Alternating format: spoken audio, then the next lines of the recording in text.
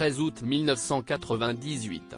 La France profite encore d'un été bercé dans l'euphorie de sa victoire à la Coupe du monde de football.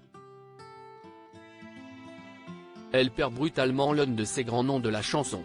Nino Ferrer se donne la mort, se tirant un coup de fusil après s'être éloigné de la demeure familiale du Lot pour rejoindre un champ. Le chanteur dépressif avait 63 ans. Notre père s'est donné la mort le 13 août, à 48 heures de son anniversaire et au lendemain de celui de notre mère, se souvient pour nos confrères du Figaro son fils aîné, Pierre Ferrari.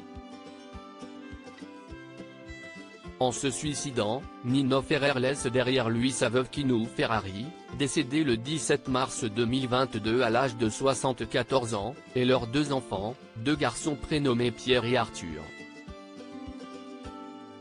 Pour son fils aîné, l'interprète Mirza, le Sud et la rue Amadou Rira avaient préparé son départ.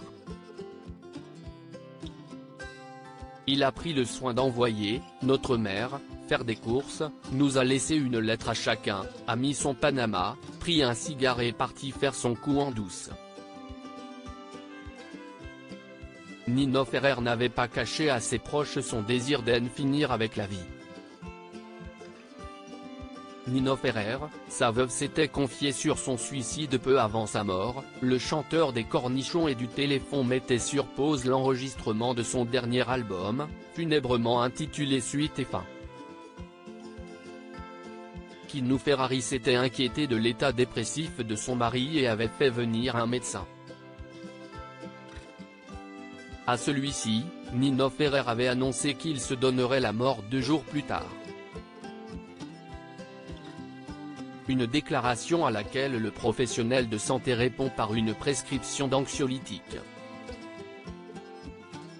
2 jours plus tard, le corps du chanteur de 63 ans était retrouvé dans un champ. Nino s'est senti responsable de la mort de sa mère, avait par la suite expliqué sa veuve Kinou Ferrari dans une interview qu'elle avait accordée à Gala. Il avait fait faire des travaux, juste à côté de la maison, et avait voulu les montrer à sa maman. Elle est tombée et, à partir de cette chute, tout s'est enchaîné, elle n'a pas survécu. Nino s'est senti coupable. Il ne s'en est pas remis. Crédit photo, Cédric Perrin.